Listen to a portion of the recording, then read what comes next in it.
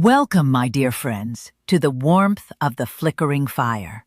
Come closer, settle into your favorite chair, and let the outside world fade away.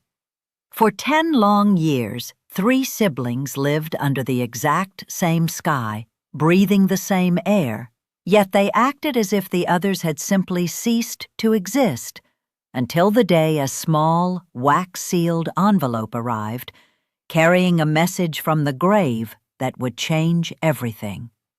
It is strange, isn't it, how the people we share our earliest memories with, the ones who know our childhood secrets, can sometimes become the greatest strangers to us. Before we begin tonight's journey, if you enjoy stories that warm the heart and leave you with a valuable lesson, subscribe to Nanny Granny's Golden Tales and become part of our storytelling family. And tell me in the comments where you're watching from. I love reading every single comment. Our story begins in a house that smelled of old pine, dried lavender, and sweet memories. It sat on the edge of a quiet, rolling meadow, and it belonged to a gentle woman named Elenora. Elenora was nearing the end of her twilight years. Her hands were frail, lined like autumn leaves, but her mind remained as sharp as a diamond. Yet behind her gentle smile, she carried one great sorrow that weighed heavier on her heart than any physical ailment. Her 3 children, Arthur, Beatrice, and Julian, had not spoken to each other in a decade. A bitter argument over a misunderstood decision, fueled by years of unspoken resentments and childish pride, had shattered their family into 3 solitary pieces. They had walked away from the old pine house and away from each other, swearing never to look back. Arthur, the eldest, had poured all his time into building a massive corporate empire in the city. He wore expensive suits and lived in a glass penthouse, but his eyes were always tired, and his dining table was always set for one. Beatrice, the middle child, was a gifted painter, but she allowed her bitterness to color her canvases dark. She lived in a cramped studio across the country, struggling to pay her rent, convinced that her family had never believed in her dreams. And then there was Julian, the youngest. Julian was a drifter. He had run away from the heavy expectations of his siblings, moving from town to town, always searching for a sense of belonging, but too ashamed to ever return home and admit he was lost. Elenora watched them from afar. She wrote them letters that went unanswered. She baked their favorite pies on their birthdays, eating them alone at the kitchen table, while watching the snow fall outside. She knew her time was running short, and she knew she could not leave this earth while her children were still broken apart. When Elenora finally passed away quietly in her sleep on a rainy Tuesday morning, the world felt a little colder. Her funeral was brief. Arthur, Beatrice, and Julian arrived in separate cars. They stood on opposite sides of the grave, hiding behind dark umbrellas, exchanging nothing more than cold, fleeting glances. But the real surprise came later that afternoon. They were summoned to the office of Mr. Caldwell, Eleonora's lifelong lawyer and friend. The 3 siblings sat in the stiff leather chairs, the silence in the room so thick you could cut it with a knife. Arthur kept checking his expensive watch. Beatrice stared out the window, her arms crossed tightly. Julian looked down at his scuffed boots, picking at a loose thread. Mr. Caldwell cleared his throat and adjusted his glasses. He did not hand them a standard will. Instead, he placed a single, thick envelope on the desk. "Your mother," Mr. Caldwell began, his voice soft but firm, "did not leave behind a traditional inheritance. Everything she owned, The estate, the savings, the family heirlooms has been placed into a trust, and none of you will see a single penny of it, nor will you inherit the house unless you fulfill her final wish."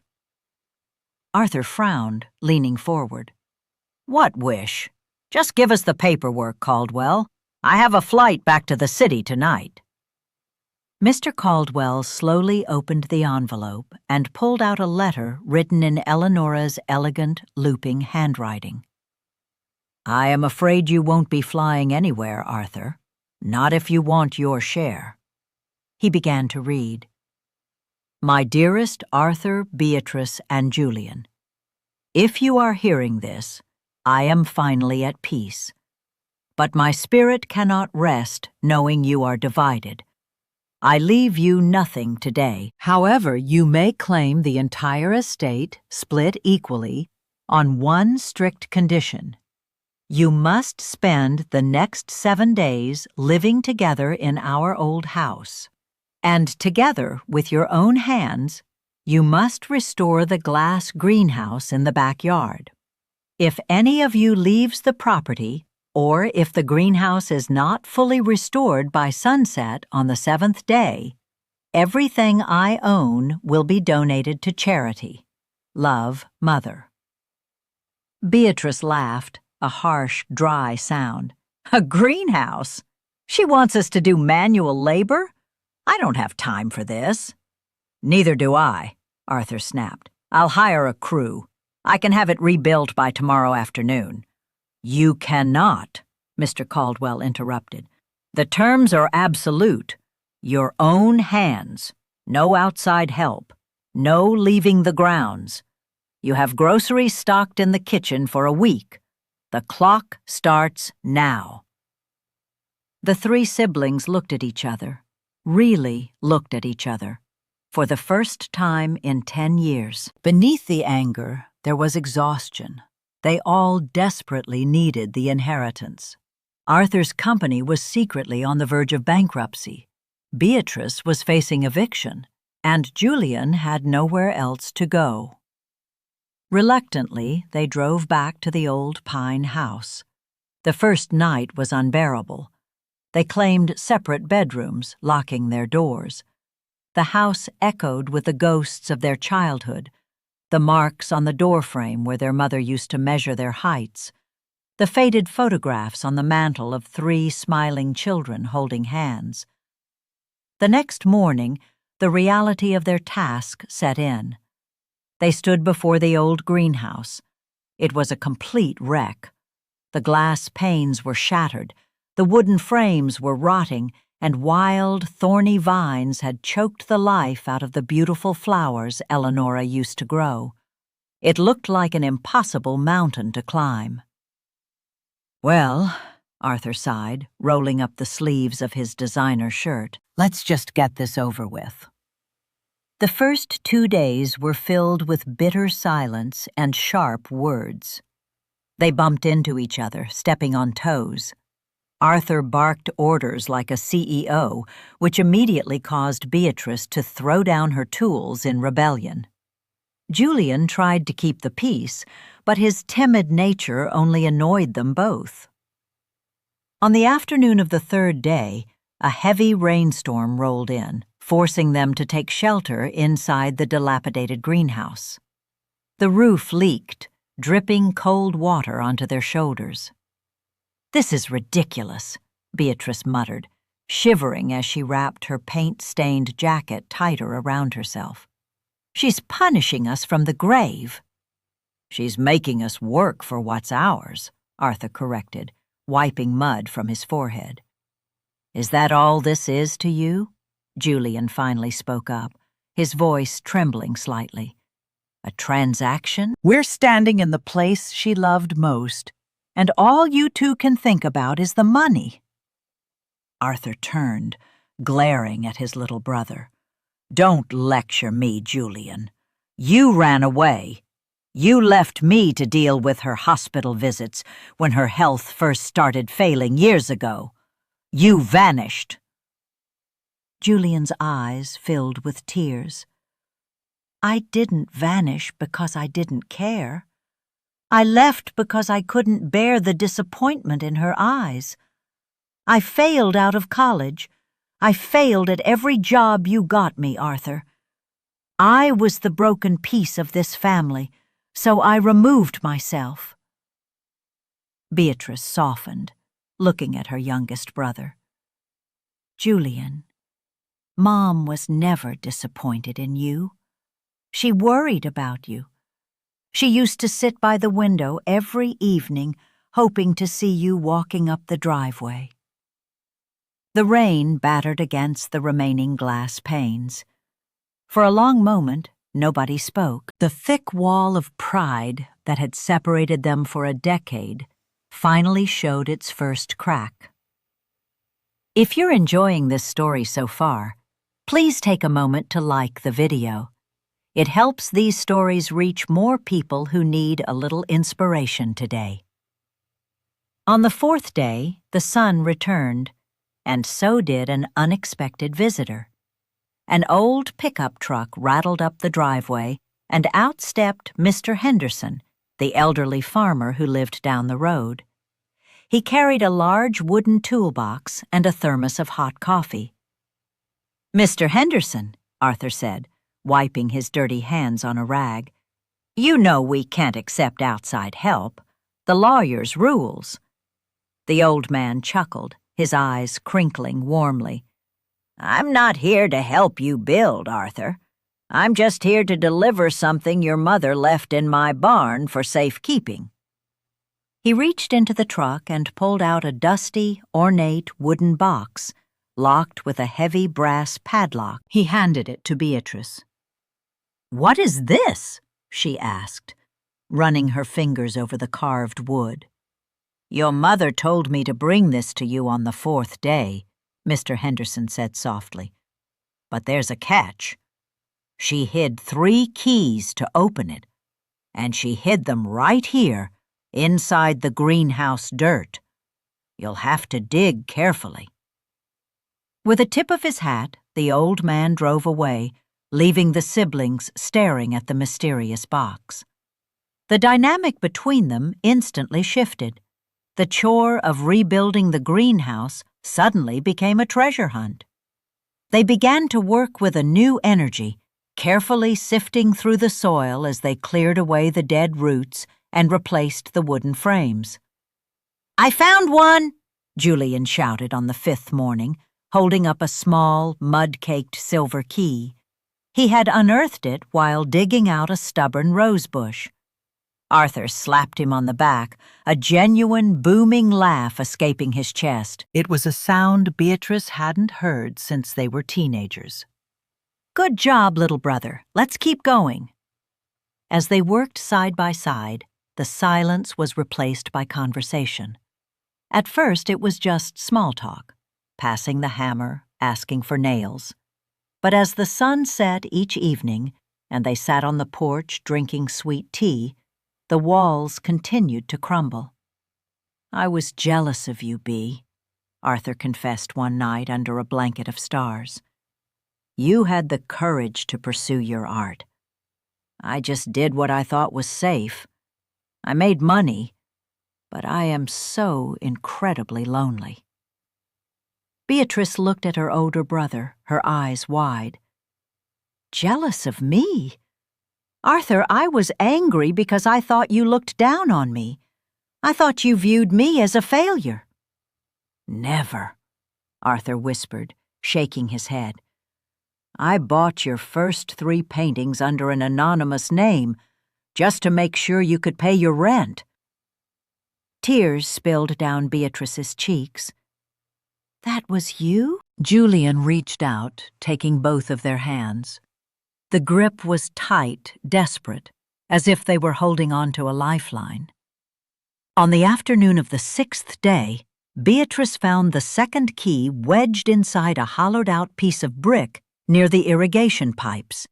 And just hours later, as they were placing the final pane of glass into the roof, Arthur's hand brushed against something cold on the top shelf.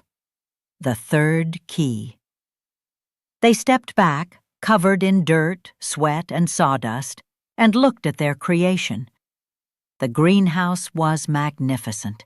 The glass gleamed in the late afternoon sun, the wood was strong and sturdy, and fresh, rich soil was ready for new seeds. They had done it, together. But the real test lay on the kitchen table, the wooden box. The three siblings gathered around it. Arthur took the first key, Beatrice the second, and Julian the third. With trembling hands, they unlocked the three brass padlocks. The heavy lid clicked, and Arthur slowly opened it. Inside, there was no jewelry. There were no hidden bank bonds. There was only a stack of weathered envelopes, each bearing their names, and a beautifully bound leather journal. Beatrice picked up the letter addressed to her. She tore it open, her eyes scanning their mother's handwriting. "My beautiful Beatrice," she read aloud, her voice breaking. "I am so sorry I never defended your art when your father was alive. I was afraid, and my fear made you feel unloved. You are the color in this family. Please never stop painting. And please forgive my cowardice." Arthur opened his. "My brave Arthur, you carried the weight of this family on your shoulders far too early.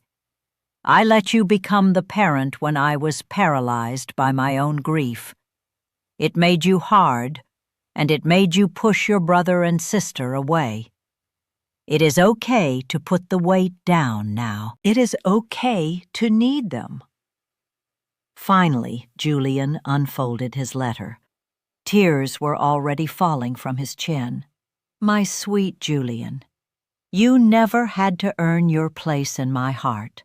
You do not need to be wealthy like Arthur or talented like Beatrice. You only ever needed to be Julian. Come home. You are always, always welcome home." At the bottom of the box lay a final piece of paper. It was a joint letter to all three of them. "My darlings," Arthur read, his voice barely a whisper, "the world is a harsh and unforgiving place. It will try to tear you down. It will try to convince you that money, status, and pride are the most important things in life. But they are illusions. When the winter of your life arrives, the only thing that will keep you warm is the fire of your family." He paused, swallowing the lump in his throat. "I made you rebuild the greenhouse, not because I cared about the flowers, but because I needed you to remember how to build something together. I needed you to pull out the weeds of your resentment.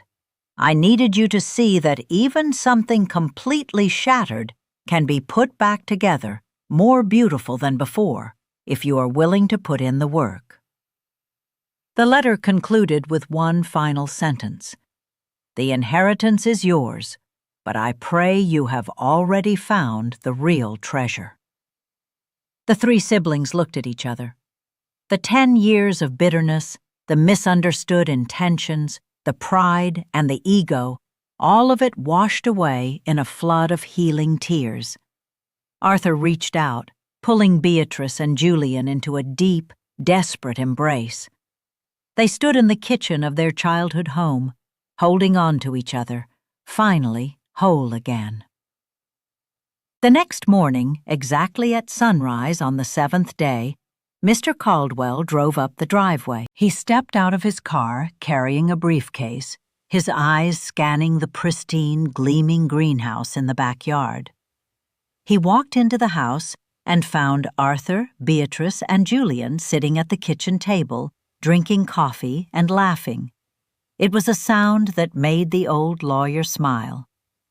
"I see the condition has been met," Mr. Caldwell said, opening his briefcase and placing the final inheritance documents on the table. "The estate, the funds, everything is legally yours. How would you like to proceed with the sale of the house?" Arthur looked at Beatrice. Beatrice looked at Julian. "We aren't selling," Julian said, a confident smile on his face. "We are keeping the house." "I'm moving my studio into the spare bedroom," Beatrice added. "The light in the greenhouse is perfect for painting." "And I'll be working remotely," Arthur said, taking a sip of his coffee. "I think the city has had enough of me for a while. We have a garden to plant." Mr. Caldwell closed his briefcase, his eyes twinkling. "Elenora always was the smartest woman I knew." And so, the old pine house came back to life. The greenhouse bloomed with brilliant colors. Beatrice painted masterpieces filled with light. Arthur found peace away from the boardroom, and Julian finally found the home he had been searching for all along. They learned that forgiveness is not a sign of weakness, but the ultimate act of strength. They learned that pride is a cold companion on a dark night. Sometimes we hold on to anger because it is easier than admitting we are hurt. We build walls to protect ourselves, forgetting that those same walls keep out the love we so desperately need.